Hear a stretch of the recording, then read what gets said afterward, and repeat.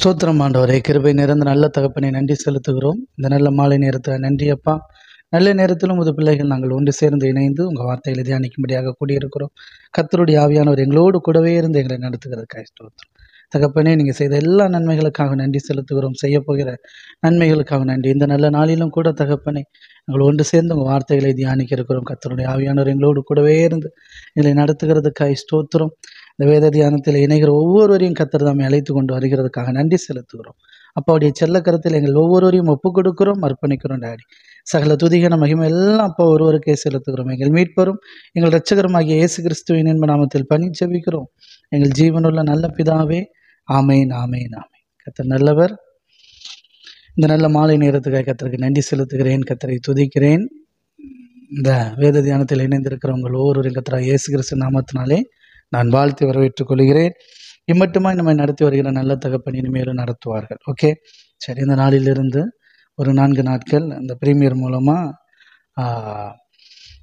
சபை என்றால் என்ன அப்படிங்கிறதெல்லாம் இல்லை. இதுதான் சபையா அப்படின்னா இல்லை, இப்படி இருந்தால் சபை அதுதான் கரெக்டாக இருக்கும் வேத வசனத்தின்படி அப்படிங்கிறத நம்ம தியானிக்க போகிறோம். ஏன்னா என்றைக்குமே தேவன் விரும்புகிற அந்த முழுமையான சபையை நம்ம நிலை நாட்டிட்டோமான்னா இல்லை, ஏகப்பட்ட ஓட்டைகள் இருக்கு இல்லையா. ஆனால் இப்படி தான் சபைன்னா இருக்கணும் அப்படிலாம் சொல்ல முடியாது. ஒரு காலத்தில் பழைய பரிசுத்தவான்கள் ஒரு சபைன்னா இப்படி தான் இருக்கணும் அப்படின்னு அவங்க நினச்சிருந்தாங்க. அப்படியா இருக்கு இன்னைக்கு?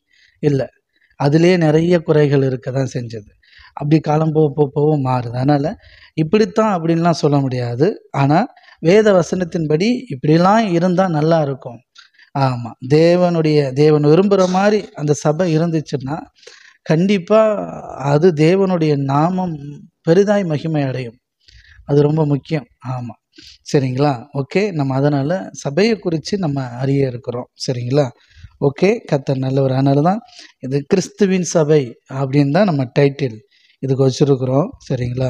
சரியான சபை, இதுதான் சபை அப்படிலாம் கிடையாது. கிறிஸ்துவின் சபை அப்படின்ட்டு நமக்கு தேவன் வெளிப்படுத்துகிறார். நம்ம தியானிக்க இருக்கிறோம்.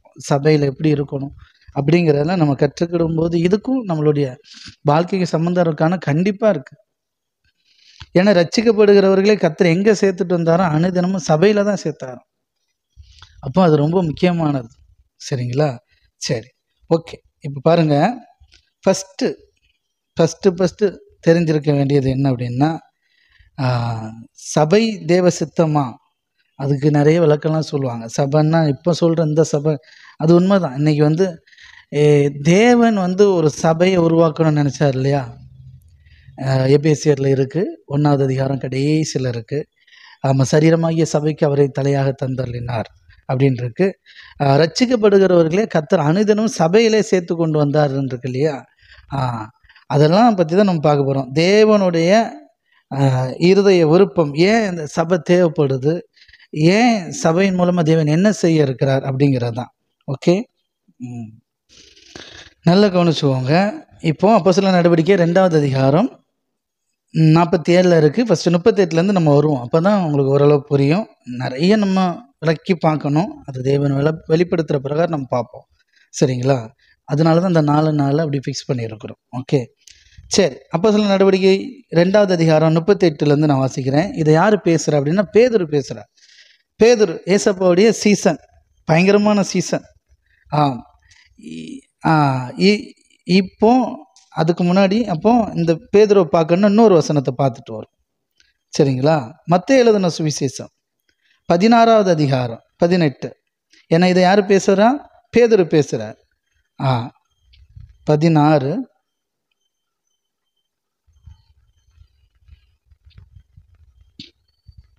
இப்போ நல்லா கவனிச்சுக்கோங்க. 16லேருந்து நம்ம வாசிப்போம். 16 இன்னும் சொல்ல போனால், சரி, 13லேருந்து வாசிப்போம். மத்தேயு எழுதின சுவிசேஷம் 16வது அதிகாரம் 13வது வசனம் எடுத்துக்காங்க. பின்பு இயேசு பிலிப்பு செசரியாவின் திசைகளில் வந்தபோது தம்முடைய சீசரை நோக்கி, யார்? தம்முடைய சீசர்கள், கூடவே இருந்து ஏசப்பாவால் உருவாக்கப்பட்டு இருக்கிற சீசர்கள், அவரை போல. ஓகே, சீசர்களை நோக்கி, மனுஷகுமாரன் ஆகிய என்னை ஜனங்கள் யார் என்று சொல்லுகிறார்கள் என்று கேட்டார். நல்ல கொஸ்டின், ரொம்ப முக்கியம். ஏசப்பா கேட்குறாரு, என்ன யாருன்னு ஜனங்கள் சொல்கிறாங்க அப்படின்னு சொல்கிறார். அப்படி கேட்கும்போது அதுக்கு அவங்க சொல்கிறாங்க, சிலர் ஒவ்வொருத்தரும் ஒவ்வொரு விதமாக பதில் சொல்கிறாங்க. ஆமாம், சிலர் உம்மை யோவான் ஸ்தானன் என்றும். இது பதில் சரியா? கிடையாது. யோவான் ஸ்தானன் வேற. சரி. சிலர் எலியா என்றும். இது கரெக்டா? இதுவும் கிடையாது.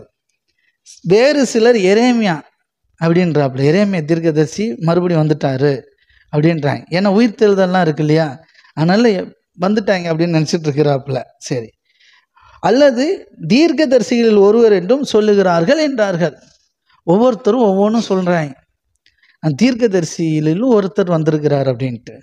கரெக்டான ஒரு தீர்க்கதரிசியான தீர்க்கதரிசி தான். ஆனால் இவங்க சொன்ன தீர்க்கதரிசிகளில் ஒருவர் கிடையாது. சரி. அப்பொழுது அவர் இப்போ மனுஷங்க என்னென்ன சொல்கிறாங்க அப்படிங்கிறது தான் இப்போ கேள்வி. இப்போ இவ்வளோ நாள் என் கூட இருந்திருக்கிறீங்களே, நீங்கள் என்னை பற்றி என்ன சொல்கிறீங்க? அப்போ அது முதல்ல என்ன சொல்கிறாரு? மனுஷகுமாரன்னே சொல்லிட்டார். தேவகுமாரன்லாம் சொல்லலை. கடவுளுடைய பிள்ளையாகிய இயேசு ஆகிய என்னை அப்படிலாம் சொல்லலை. ஆமாம், மனுஷனாக இருக்கிற, ஆமாம், என்னை பார்த்து என்ன சொல்கிறாங்க அப்படின்ற. ரைட். இப்போது அதற்கு அவர்கள் சிலர், அப்பொழுது அவர், நீங்கள் என்னை யார் என்று சொல்லுகிறீர்கள் என்று கேட்டார். 16. அதுக்கு சீமோன் பேதுரு பிரதியுத்தரமாக. நம்மளால தான் உடனே சொல்கிறான். ஒருவேளை யாருக்குமே தெரியாமல் பேதுரு சொன்னாரா அப்படின்னா இருக்கலாம், மேபி. ஏன்னா இந்த வசனத்தை படிப்போம். சீமோன் பேதுரு பிரதியுத்தரமாக, நீர் ஜீவனுள்ள தேவனுடைய குமாரனாகிய கிறிஸ்து என்றார். எப்படி? மனுஷகுமாரனாகிய என்னை யார் என்று சொல்லுகிறார்கள் அப்படின்னு ஜனங்கள் என்ன சொல்கிறாங்க அப்படின்னதுக்கு, ஆமாம், பேதுரு சொல்கிறாரு, தேவனுடைய குமாரன் அப்படின்றார். ஃபஸ்ட்டு அவங்கெல்லாம் அவர் ஒரு மனுஷனுடைய யோசேப்பு பெற்ற பிள்ளையாக தான் பார்த்தாங்க. அவர் சாதாரண ஒரு மனுஷனுக்கு பிறந்தவர் தான். அவர் என்ன பெரிய ஆள் அப்படின்லாம் நினச்சாங்க. இவர் தான் சொல்கிறார், நீர் உண்மையிலே இங்கே தான் பிறந்தீங்க, ரைட்டு தான், இங்கே தான் பிறந்து வளர்ந்துருக்கிறீங்க, ஆனால் நீ தேவனுடைய குமாரன் அப்படின்றார். சரிங்களா? அப்போது ஜீவனுள்ள தேவனுடைய குமாரனாகிய கிறிஸ்து அப்படின்ட்டார். சரிங்களா? இப்படி சொன்ன உடனே இயேசு அவனை நோக்கி, சரிங்களா, அப்போ பேதுரு தான் சொன்னார். இயேசு அவனை நோக்கி, யோனாவின் குமாரனாகிய சீமோனே, நீ பாக்கியவான். சரிங்களா? ஓகே. மாம்சமும் இரத்தமும் இதை உனக்கு வெளிப்படுத்தவில்லை, பரலோகத்தில் இருக்கிற என் பிதா இதை உனக்கு வெளிப்படுத்தினார். கையை தட்டி, ரொம்ப முக்கியம். ஆமாம், இதெல்லாம் சாதாரணமாக வராது. இது தேவனுடைய கிருபை. அவர் வெளிப்படுத்தினாதான் வெளிப்பாடு உண்டு. அப்போ யார்? தேவனே பேதருக்கு வெளிப்படுத்தியிருக்கிறார். சரிங்களா? அப்பேற்பட்ட ஒரு ஆள், ரொம்ப முக்கியம். தேவன் பேதருக்குள்ள ஒரு வெளிப்பாடை கொடுத்துருக்கிறார். என்ன அப்படின்னா, ஆமாம், இவரு தான் தேவனுடைய குமாரனாகிய கிறிஸ்து அப்படிங்கிறது பேதருக்கு நல்ல ஆழமாக தெரியும். ஏன்னா அவருக்குள்ளே இருந்து தேவன் அதை வெளிப்படுத்தியிருக்கிறார். சரி, ஓகே. இதை பிதாதான் உனக்கு வெளிப்படுத்தியிருக்கிறார். மேலும் நான் உனக்கு சொல்லுகிறேன், நீ பேதுருவாய் இருக்கிறாய். அங்கே என்ன சொன்னார்? யோனாவின் குமாரனாகிய சீமோனேன்னார். ரொம்ப புரிஞ்சுக்கணும். அப்படின்னா என்ன அர்த்தம்? ஆமாம், இன்னார் பெற்ற பிள்ளையே அப்படின்னு தான் அர்த்தம். சரிங்களா? ஆமாம், இன்னாருக்கு பிறந்த மகனே. ஆமாம், இதை உனக்கு அந்த அன்னாருடைய மகன் மாம்சமும் இரத்தமும் இதை உனக்கு வெளிப்படுத்தவில்லை. அப்படின்னா என்ன அர்த்தம்னா, எப்பா நீ ஒரு மனுஷனாக, சாதாரண மனுஷனாக இருக்கிறார் இல்லையா, மனுஷனாக பிறந்து இவர் படிப்புலாம் படித்து அந்த அறிவை வச்செல்லாம் கண்டுபிடிக்க முடியாது இதெல்லாம். சரியா? நீ இவருடைய பையன். அந்த அளவுக்கு உனக்கு அந்த இரத்தத்திலே அந்த அறிவெல்லாம் கிடையாது. நீ படித்தும் கற்றுக்கவும் முடியாது. இதை அவன் யார்? தேவன் தான் வெளிப்படுத்துகிறார். சரிங்களா? ஓகே. அப்படி சொல்லிட்டு, ஆமாம், மேலும் நான் உனக்கு சொல்கிறேன், நீ பேதுருவா இருக்கிறாய். பேதுருங்கிறது ஏசப்பா அவருக்கு வச்ச பேர். யோனாவின் குமாரன் எப்படி? ஆமாம், சீமோனுங்கிறது சாதாரண ஒரு நபர். ஆமாம், பேதுருங்கிறது ஏசப்பாவோடு இருந்து வளர்கிற ஒரு மனுஷன். சரிங்களா? Right, okay. அப்போது பேதுருவாய் இருக்கிறாய், இந்த கல்லின் மேல் என் சபையை கட்டுவேன், பாதாளத்தின் வாசல்கள் அதை மேற்கொள்ளுதில்லை. அப்படின்னா பேதுரு மேலே சபையை கட்டுவாரா? இல்லை இல்லை இல்லை. அவன் இந்த கல்லின் மேல் அப்படின்னா இவர் யாருன்னா தேவனால் அனுப்பப்பட்ட. நல்லா புரிஞ்சுக்கோங்க. இந்த பேதுருங்கிற வார்த்தை எங்கே வருது? மத்தேயுல வருமே. மத்தேலியா யோவானில் வரும்னு நினைக்கிறேன். Thank you daddy. ஹல்லேலூயா, ஸ்தோத்திரம்.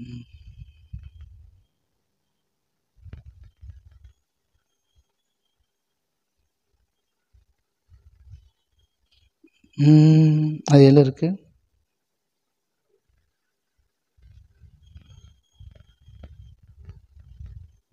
பேதுருன்னு பேர் வைப்பாரு.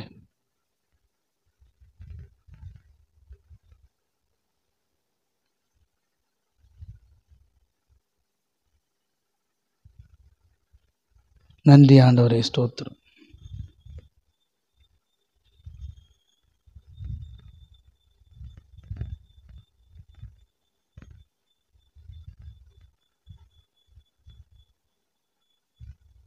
யோவானில் இருக்கும்னு நினைக்கிறேன்.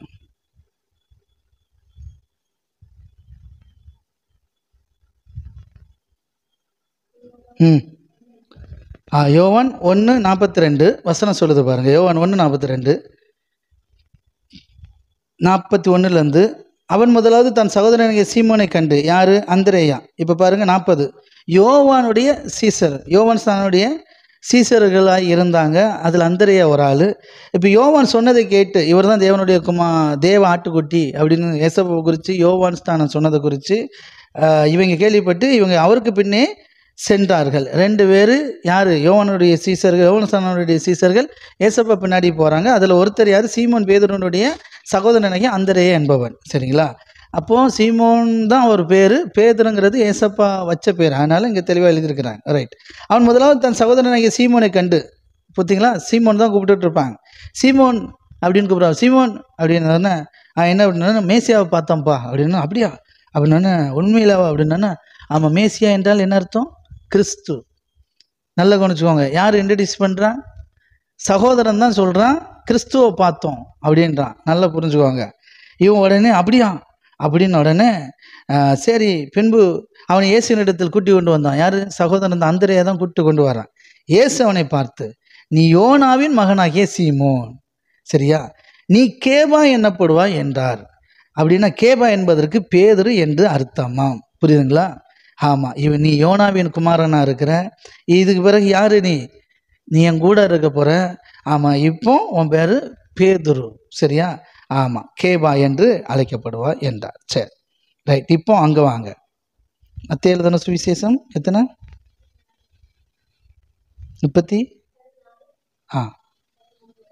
16. சரி, ஓகே. இப்போ சீமோன் பேதுரு பிரதித்தின் மகன், நீ ஜீவனுள்ள தேவனுடைய குமாரன் என்றார். அதுக்கு இயேசு, யோனாவின் குமாரனாகிய சீமோனே சொல்கிறாரா, நீ பாக்கியவான், மாம்சமும் ரத்தமும் இதை உனக்கு வெளிப்படுத்தலை. சாதாரண மனுஷனாக இருக்கிற யோனாவின் குமாரனே நீ பாக்கியவான். இதை உன்னுடைய நாலேஜ் கிடையாது, உன் ரத்தத்தின் மூலம் உன் அனுபவமோ உன் அறிவோ இந்த உலக அறிவோ இல்லை உங்கள் அப்பா உனக்கு சொல்லி தந்ததே கிடையாது. இதை யார் உனக்கு? ஆமாம், தேவனே இதை உனக்கு வெளிப்படுத்தியிருக்கிறார். அதனால் பரலோகத்தில் இருக்கிற பிதாவே இதை வெளிப்படுத்தியிருக்கிறார். மேலும் நான் உனக்கு சொல்கிறேன், நீ பேதுருவாய் இருக்கிறாய், சரியா? இந்த கல்லின் மேல் என் சபையை கட்டுவேன், பாதாளத்தின் வாசல்கள் அதை மேற்கொள்வதில்லை. ஓகே. நீ தேவனால் பிரித்து எடுக்கப்பட்ட தேவனுடைய பிள்ளை, நீர் எனக்கு கொடுத்த பிள்ளைகள் அப்படின்றார்ல ஏசப்பா. தேவனுடைய பிள்ளையாகிய பேதுரு, அந்த பிள்ளைங்கிறனால அவர் வெளிப்படுத்துகிறார். சரிங்களா? தேவன் ஏசப்பாவோட கூட இருக்கும்படி கொடுத்த பிள்ளைகள்லாம் ஒருத்தர் யார்? பேதுரு. சரிங்களா? அதனால் அழைத்தவர் உண்மை உள்ளவர், அவரே வெளிப்படுத்துகிறார் தன்னை. சரிங்களா? இது ரொம்ப முக்கியம். ஆமேன். இப்படி இருக்கிற இந்த பேதுரு பார்த்து, இந்த கல்லின் மேல் என் சபையை கட்டுவேன், பாதாளத்தின் வாசல்கள் அதை மேற்கொள்ளாது அப்படின்னா, ஆமாம், இயேசுவை தேவனுடைய குமாரன் என்றும் கிறிஸ்து என்றும், ஆமாம், இவருக்கு ஏற்கனவே தெரியும். யார்? அண்ணங்காரன் சொன்னான், மேசியா பார்த்தோம், கிறிஸ்துவை பார்த்தோன்னப்போ அதை நம்பி தான் வந்தார். இப்போ கூடவே இருந்த ஒன்று பிதா இன்னும் வெளிப்படுத்துகிறார், மெய்யாகவே இவர் தான் என்னுடைய நேசகுமாரங்கிறதெல்லாம் இவருக்குள்ளே வெளிப்படுத்துகிறதுனால இவர் ரொம்ப ஸ்ட்ராங்காக நம்புகிறாரு. இவர் தான் தேவனுடைய குமாரனாகிய கிறிஸ்துங்கிறத ரொம்ப ஸ்ட்ராங்காக நம்புகிறார். அதனால தான் அந்த கூட்டத்தில் அத்தனை பேர் 12 சீசர்கள் இருந்த போதும் இவர் தான் அதுக்கான ஆன்சரை சொன்னது. சரிங்களா? Okay, right. அப்போது இந்த வெளிப்பாடு, சரிங்களா, நல்லா புரிஞ்சுக்கோங்க. இயேசு கிறிஸ்துவை விசுவாசிக்கிறவர்களுக்கு தேவனால் வெளிப்படுத்துகிற வெளிப்பாடு தான் யார்? அவர் தேவனுடைய குமாரன். அவர் மேலே பற்றுதலாக இருக்கிறது, அவரை விசுவாசிக்கிறது. ஆமாம், இயேசு கிறிஸ்துவை சொந்த இரட்சகரை ஏற்றுக்கொண்ட இயேசு கிறிஸ்துவை விசுவாசிக்கிறவர்கள் யாரா? அவருடைய நாமத்தின் மேல் விசுவாசம் உள்ளவர்களை அவரை ஏற்றுக்கொண்டவர்கள் எத்தனை பேர்களோ அத்தனை பேர்களும் தேவனுடைய பிள்ளைகள் ஆகும்படி அதிகாரம் கொடுத்தார் அப்படின்னு யோவானில் 1 படிக்கிறோம். அப்போது நல்லா கவனிச்சுக்கோங்க, பேதுருக்கு தேவன் அவ்வளோ வெளிப்படுத்திருக்கார். ஏன்னா இயேசு கிறிஸ்துவ அவர் விசுவாசித்தார், நம்பினார். ஆனாலும் தான் கூடவே போகிறாரு. எப்போ பார்த்தாலும் நான் நடந்து வரட்டா, தண்ணியில் நடக்கட்டா, அப்படி பண்ணட்டா அப்படின்னு ரொம்ப நம்புறாரு. ஏன்னா பேதுரு பார்த்துட்டார், அவருடைய அற்புதங்களை அதிசயங்களை பார்த்தார். அட்டம்ப்டே என்னது? அற்புதம் தானே. அவரை பார்த்தப்போ அவர் படகுல ஏறி மிகப்பெரிய அற்புதத்தை செஞ்சார். அவருக்கு தெரிஞ்சு போச்சு பேதுருக்கு, இவர் சாதாரண ஆள் கிடையாது, இப்படிப்பட்ட காரியம்லாம் யாராலையும் செய்ய முடியாது, உண்மையிலே இவர் தேவனுடைய குமாரன் தான், இவர் என்ன சொல்கிறாரோ அதுதான் உண்மை அப்படிங்கிறத அவர் நல்லா கண்டுபிடிச்சிட்டார். அதனால தான் கூட வந்துட்டார். வா மனுஷனை பிடிக்கிறான் ஆக்கணும்னு எல்லாத்தையும் விட்டு வந்துட்டார். சரிங்களா?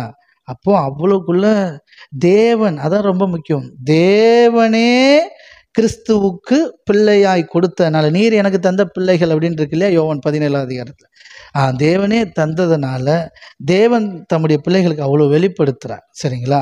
அப்போ பாருங்க, அன்னைக்கு இருந்த அவ்வளோ சீசர்களில் யாருமே ஏசப்பாவை நம்பலையே, விசுவாசிக்கலையே. இந்த 12 பேர் தானே நம்பினாங்க, விசுவாசிச்சாங்க. யூதாஸ் மட்டும்தான் விலகி போனார், மற்ற எல்லாரும். அப்போ இவங்களை விட பெஸ்ட்டான ஆள் அந்த காலகட்டத்தில் இல்லையே, அந்தளவுக்கு ஏசப்பாவை நம்பி அவர் பின்னாடி போகலையே. புரியுதுங்களா? ஏன் இவங்க போனாங்கன்னா இவங்க தேவனால் அனுப்பப்பட்ட பிள்ளைகள். ஆமென். ஆமாம், ரைட், ஓகே. இப்போ பாருங்கள், நல்லா கவனிச்சுக்கோங்க. சரி, இப்படி யாரெல்லாம் கர்த்தராகிய இயேசு கிறிஸ்துவை சொந்த இரட்சகராக ஏற்றுக்கொண்டு அவர் மேலே விசுவாசம் உள்ளவர்களாக இருக்கிறார்களோ, அந்த விசுவாசத்தின் மேலே தான் சபையை கட்டுறார். புரியுதுங்களா? பேதுரு மேலே சபையை கட்டலை. யாருக்கெல்லாம் தேவன் தம்மை வெளிப்படுத்துகிறாரோ, யாரெல்லாம் தேவனை அறிந்து கொள்கிறார்களோ, யாரெல்லாம் தேவனுடைய பிள்ளைகளாக இருக்கிறாங்களோ அவங்க தான் சபையை கட்டி எழுப்புவாங்க. அதுதான் இந்த கல்லின் மேல் என் சபையை கட்டுவேன், பாதாளத்தின் வாசல்கள் அது மேற்கொள்ளாது. இப்போ சபைன்னா என்னென்னா நம்ம நினச்சிட்டோம் இந்த சர்ச் பில்டிங் இதை நினச்சிட்டோம், கிடையாது. சபைன்னா என்னென்னா சபையார். சபைன்னா என்னென்னா தேவனுடைய ஜனங்கள் அப்படின்னு அர்த்தம். சரிங்களா? சபைன்னா என்னது? தேவனுடைய ஜனங்கள், சபையார். நம்ம எப்படி மைண்டில் நம்ம சின்ன பிள்ளையிலேருந்தே எப்படி கேட்டு வளர்த்தோன்னா சபை என்னன்னு கட்டணும், சபை கட்டணும், சர்ச்சு. இந்த கல்லின் மேல் சபையை கட்டுவேன். இந்த சர்ச்சை பூட்டி போட்டாங்க கொரோனா டைமில், ஐயோ ஆண்டவரே அப்படின்றதான் கிடையாது, அது கிடையாது. சரிங்களா? இயேசு கிறிஸ்துவை சொந்த இரட்சகராக ஏற்றுக்கொண்டு தேவனுடைய பிள்ளைகளாக இருக்கிறவர்களுக்கு தேவன் அநேக வெளிப்பாடுகளை கொடுக்குறார். அவங்க தான் யார்? இந்த தேவனுடைய சபையை கட்டுறாங்க. சரிங்களா? ஓகே, அவங்க தேவனுடைய பிள்ளைகள். இந்த தேவனுடைய பிள்ளைகள் எல்லாரும் கூடி கூடி கூடி கூடி இவங்க மூலமாக இன்னும் அநேக ரட்சிக்கப்படுறது தான் சபையை கட்டுறது. இப்போ இந்த அப்போஸ்தலர் நடவடிக்கை வாங்க, அது இந்த விளக்கம் இருந்தால் தான் நல்லா இருக்கும். எத்தனை பேர் புரிஞ்சுதோ புரியலன்னா பரவாயில்ல, ஏன்னா இதெல்லாம் என்னது கொஞ்சம் ஆழமானதுன்னு நான் நினைக்கிறேன். அப்போ இதை புதுசாக கேட்கும்போது கொஞ்சம் குழப்புற மாதிரி இருக்கும், ஆனால் இது நம்ம வாழ்க்கைக்கு ரொம்ப முக்கியம். இப்போ அப்போஸ்தலர் நடவடிக்கை எத்தனாவது அதிகாரம் நான் இப்போ சொன்னேன்? 2.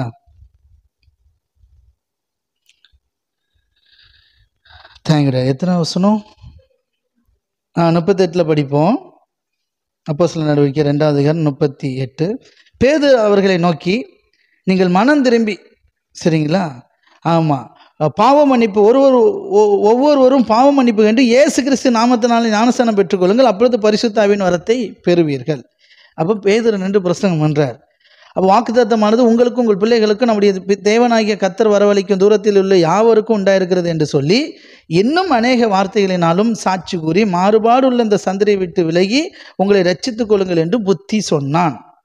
எப்படி மாறுபாடு உள்ள இந்த சந்ததியை விட்டு விலகி உங்களை ரட்சித்துக்கோங்க அப்படின்னு புத்தி சொல்றார். அவனுடைய வார்த்தையை சந்தோஷமாக ஏற்றுக்கொண்டவர்கள் ஞானஸ்தானம் பெற்றார்கள். அன்றைய தினம் ஏறக்குறைய 3000 பேர் சேர்த்து கொள்ளப்பட்டார்கள்.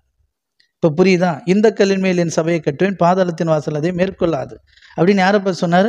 பேதுரு பார்த்து சொன்னார். எப்படி, ஏன் அவனை பார்த்து சொன்னார்னா, அவன் தான் அந்த கூட்டத்தில் நீர் தேவனுடைய குமாரன் ஆகிய கிறிஸ்து என்பதை அறிந்திருந்தான். எது இயேசு கிறிஸ்து தேவனுடைய குமாரன் என்கிற விசுவாசமே யோவான் எழுதுங்க, யோவான் எடுங்க. 1 யோவான் 5வது அதிகாரம் 4வது வசனம். தேவனால் பிறப்பதெல்லாம் உலகத்தை ஜெயிக்கும், தேவனுடைய பிள்ளைகள் உலகத்தை ஜெயிப்பார்கள். நம்முடைய விசுவாசமே உலகத்தை ஜெயிக்கிற ஜெயம். சரிங்களா? அடுத்த வசனம். எது அந்த விசுவாசம்னா 5வது வசனம். இயேசுவானவர் தேவனுடைய குமாரன் என்று விசுவாசிக்கிறவன் அன்றி உலகத்தை ஜெயிக்கிறவன் யார்? எத்தனை புரியுது? இயேசுவானவர் தேவனுடைய குமாரன்னு விசுவாசிக்கிற விசுவாசம்தான் ரொம்ப ரொம்ப ரொம்ப பெருசு. அவர்கள் தான் யாரு? அப்படி ஒரு விசுவாசத்தை உடையவர்கள் தான் தேவனுடைய பிள்ளைகள். அவர்கள் தான் யாரு? உலகத்தை ஜெயிக்கிறவங்க. அவங்க தான் தேவனுடைய பிள்ளைகளாய் இருக்கிறார்கள். சரிங்களா? ஆமேன். இயேசுவான தேவனுடைய குமாரன் என்று விசுவாசிக்கிறவன் அன்றி உலகத்தை ஜெயிக்கிறவன் யார்? தேவனால் பிறப்பதெல்லாம் உலகத்தை ஜெயிக்கும். புரியுதுங்களா? ரைட். அப்போ இயேசுதான் தேவனுடைய குமாரன் அப்படின்னு விசுவாசிக்கிற அந்த விசுவாசம் தான் உலகத்தை ஜெயிக்க முடியும். சரிங்களா? இப்போ பேதுரு என்ன பண்ணாரு? அப்போஸ்தலர் நடவடிக்கை 2:38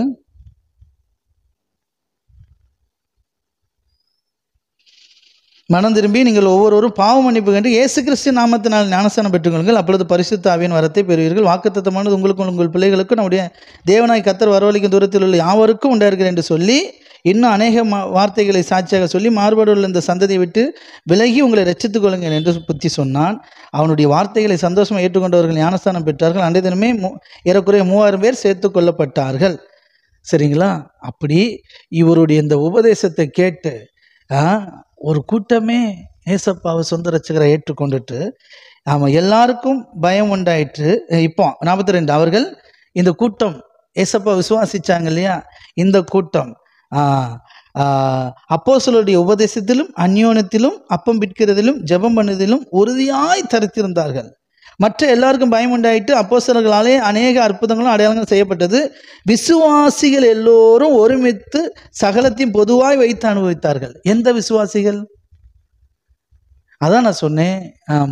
தேவனால் பிறப்பதெல்லாம் உலகத்தை ஜெயிக்கும். நம்முடைய விசுவாசமே உலகத்தை ஜெயிக்கிற ஜெயம்.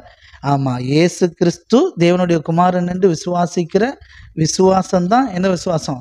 உலகத்தை ஜெயிக்கிற அவங்க தான் உலகத்தை ஜெயிப்பாங்க. எத்தனை புரியுது? அப்போ இவங்கெல்லாம் யாரு?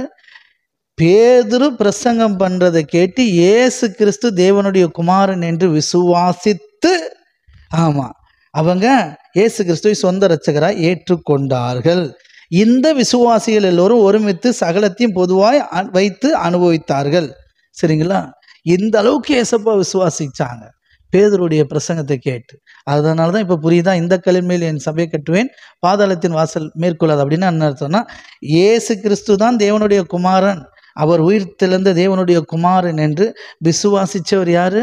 தெரிஞ்சுக்கிட்டவர் யாரு? பிதாவாகிய தேவன் வெளிப்படுத்தினது யாருக்கு? பேதுருக்கு. இந்த விசுவாசமுள்ள ஒரு நபர் தேவனுடைய சுவிசேஷத்தை பிரசங்கிக்கும் போது, இயேசு கிறிஸ்துவை பிரசங்கிக்கும் போது, ஜீவனுள்ள ஆவியுள்ள வார்த்தையை பிரசங்கிக்கும் போது அதை கேட்கிறவங்க இந்த இயேசு கிறிஸ்துவை விசுவாசிப்பார்கள். விசுவாசித்து விசுவாசிகளாய் மாறுவார்கள். இப்போ இவங்க யாரு? விசுவாசிகள். இப்போ தேவனால் உங்களுடைய விசுவாசமே உலகத்தை ஜெயிக்கிற ஜெயம். எத்தனை புரியுது? தேவனாகிய இயேசு கிறிஸ்து தேவனுடைய குமாரன் என்று விசுவாசித்து இவங்க எல்லாரும் யாரு? கூட குரூப்பில் சேர்ந்துருக்கிறாப்புல. சரிங்களா? இவர் சொன்ன வார்த்தையை ஏற்றுக்கொண்டாப்புல.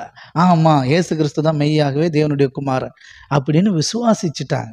இந்த விசுவாசிகள் தான் ஒரு மனமாய், விசுவாசிகள் எல்லோரும் ஒரு மனமாய் ஒருமித்து சகலத்தையும் பொதுவாய் வைத்து அனுபவித்தார்கள். இப்போ இந்த இவங்க எவ்வளோ இருக்கிறாங்க? 3000 பேர்.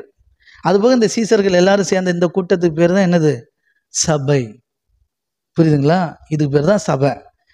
அப்போ சபைன்னா எப்படி இருக்கணும்னா, இயேசு கிறிஸ்துவை பிதாவாகிய தேவன் உயிரோடு எழுப்பினார், இயேசு கிறிஸ்து தேவனுடைய குமாரன் என்கிற விசுவாசம் தான் அஸ்திபாரம். இந்த அஸ்திபாரத்தில் தான் சபையை இயங்கணும். சரிங்களா? ஆமென். அப்படி சொல்லிட்டு அவர்கள் ஒருமனப்பட்டவர்களாய் அப்படி சொல்லிட்டு 45 காணியாட்சிகளையும் ஆஸ்திகளையும் விட்டு ஒவ்வொருவனுக்கும் தேவையானதற்கு தக்கதாக அவைகளில் எல்லோருக்கும் பகிர்ந்து கொடுத்தார்கள்.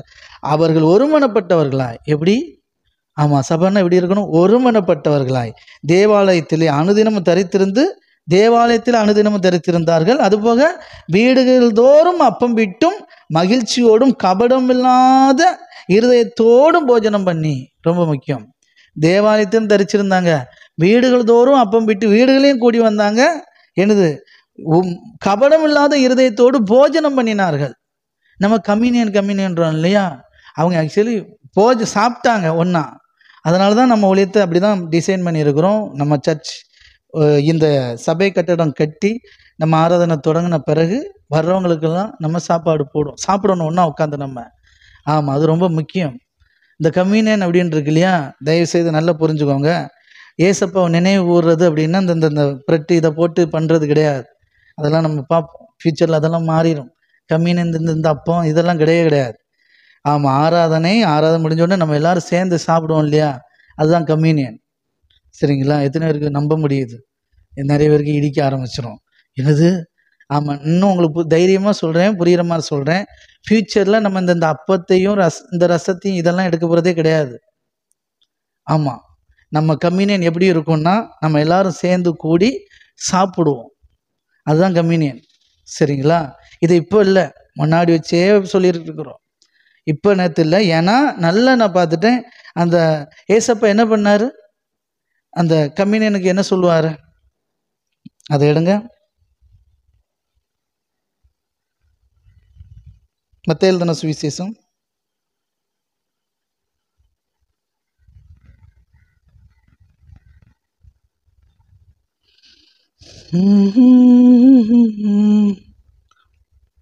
26வது அதிகாரம்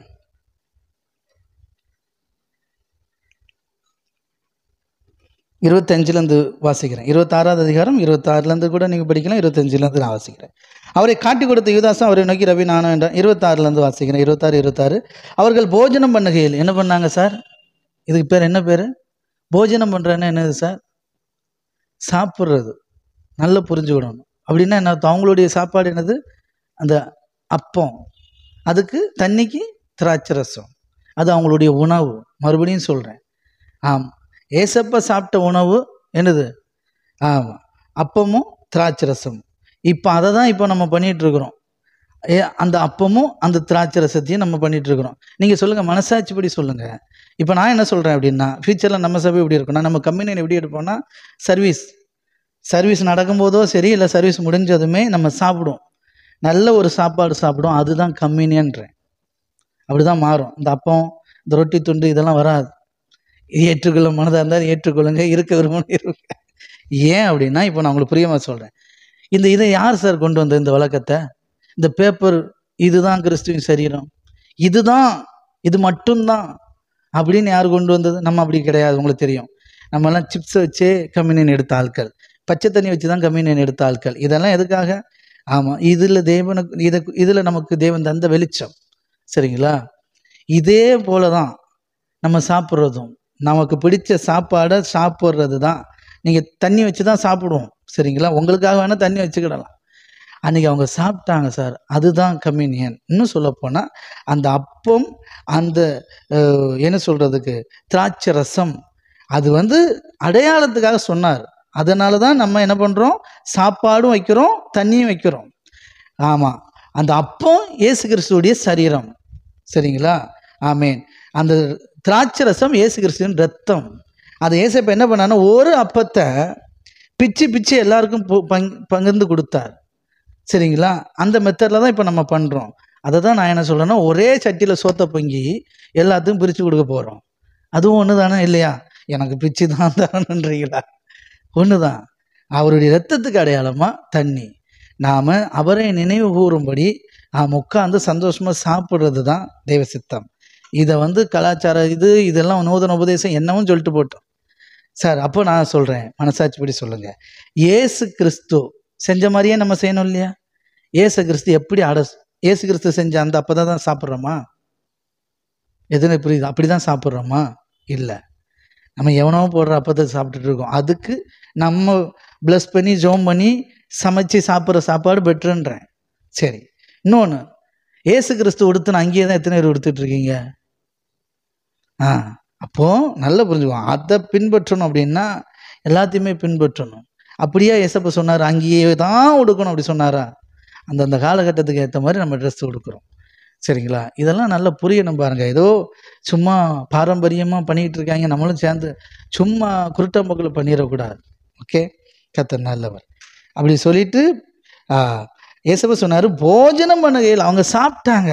சாப்பிடும்போது இயேசு அப்பத்தை எடுத்து ஆசீர்வதித்து அதை பிட்டு சீசருக்கு கொடுத்து, நீங்கள் வாங்கி புசியுங்கள். இது என்னுடைய சரீரமா இருக்கிறது என்று சொன்னார். அந்த சரீரத்துக்கு அடையாளமாகத்தான் நம்ம சாப்பாடு வைக்கிறோம். ஓகே. பின்பு பாத்திரத்தை எடுத்து ஸ்தோத்திரம் பண்ணி அவர்களுக்கு கொடுத்து, நீங்கள் எல்லோரும் இதிலே பானம் பண்ணுங்கள். இது பாவ மன்னிப்பு உண்டாகும்படி அநேகருக்காக சிந்தப்படுகிற புதிய உடன்படிக்கைக்குரிய என்னுடைய இரத்தமா இருக்கிறது என்று சொல்லி எதை ஜூஸை கொடுத்தார். நம்ம அதுக்கு தான் தண்ணி வைக்கிறோம். சரிங்களா? ஓகே. இது முதல் இந்த திராட்சரச பழத்தை நோமானதை உங்களோடு கூட நான் என் பிதாவின் ராஜ்யத்தை நான் பானம் பண்ண நாள் வரைக்கும் நான் இதை பானம் பண்ணதில்லை என்றெல்லாம் சொல்லிட்டு அவர்கள் சோத்திரப்பாட்டை பாடின பின்பு ஒலிவமலைக்கு புறப்பட்டு போனார்கள். ஆக்சுவலி அவங்க சாப்பிட்டாங்க. இதை என்னை நினைவுகூறும்படி இதை செய்யன்னு ஏசப்ப சொன்னார். அப்படின்னு என்ன அர்த்தம்னா, நல்லா புரிஞ்சுக்கோங்க. இதில் மீனிங் இதுதான் சத்தியம். எதுக்கு தான் இது ஏசப்ப எதுக்கு இதை ஆசரிச்சார் அப்படின்னா, உங்களுக்கு நல்லா தெரியும் அங்கே என்ன பிரச்சனை நடந்துச்சு. யார் பெரியாளுங்கிற பிரச்சனை நடந்துச்சு. சரிங்களா? யார் பெரியாள், நீ பெரியாளா நான் பெரியாளா நடந்துச்சு. அதுக்கெல்லாம் ஒரு தீர்வு வச்சா தான் அந்த கம்யூனியன். சரிங்களா? ஓகே. மீதி நாளைக்கு பார்க்கலாம். டைம் ஆயிடுச்சு இல்லையா? ஓகே. கண்களை மூடி நல்ல தகப்பனை நன்றி செலுத்துகிறோம். இந்த நல்ல நாளுக்காக நன்றி அப்பா. தேங்க்யூ. நாளைக்கு கம்யூனியன்லேருந்து ஸ்டார்ட் பண்ணுறோம். கம்யூனியன் எப்படி, எதுக்காக, என்ன பண்ணாங்க அப்படிங்கிறதெல்லாம் பார்ப்போம். தொடர்ந்து சபையை குறித்து நம்ம தியானிப்போம். நல்ல தகப்பனை இந்த வார்த்தைகளுக்காக நன்றி செலுத்துகிறோம். அப்போடைய செல்ல கருத்தில் எங்களை ஒப்பு கொடுக்குறோம். இன்றைக்கும் நாங்கள் கேட்ட அந்த வார்த்தைகள் எல்லாம் இது ஏதோ சும்மா கடமைக்கோ ஏதோ சும்மா ஒரு எங்களுக்கு தான் எல்லாம் தெரியும் அப்படிங்கிற ஒரு எண்ணத்தோடு இல்லை, நீங்கள் வெளிப்படுத்திருக்கிறீங்கப்பா. சடங்காச்சாரமாக இல்லாமல் சந்தோஷமாக உண்மையாக அதை ஆசரிக்கணும். ஒரு உண்மையுள்ள நீங்கள் விரும்புகிற அந்த சபையாய் சபையாராய் நாங்கள் இருக்க தேவன் கிருபை செய்கிற ஸ்தோத்திரம். அப்போடைய செல்ல கருத்தில் எங்களை ஒப்பு கொடுக்குறோம், அர்ப்பணிக்கிறோம் டாடி. சகல துதியான மகிமை எல்லாம் ஒருவருக்கே செலுத்துகிறோம். எங்கள் மீட்பர் ரட்சகருமாகிய இயேசு கிறிஸ்து என்ப நாமத்தில் பணிஞ்சு ஜெபிக்கிறோம் எங்கள் ஜீவனுள்ள நல்ல பிதாவே. Amen, amen, amen. God bless you. கர்த்தர் தம்மை நம்மோடு கூட இருந்து நம்மை நடத்துவார்கள். நான் மனதார ஒவ்வொருவரையும் ஆசீர்வதிக்கிறேன். கர்த்தர் உங்களோடு கூட இருந்து உங்கள் வாழ்க்கையில் பெரிய காரியங்களை செய்வார்கள். உங்கள் தேவையெல்லாம் சந்திப்பார்கள். உங்கள் குறைவுகள் எல்லாவற்றையும் நீக்குவார்கள். God bless you. நாளைக்கு மறுபடியும் சாயங்காலம் எதிர்பார்ப்போடு வாங்க, என்ன வாங்க சேர்ந்து தியானிக்கலாம். Okay. God bless you. Thank you.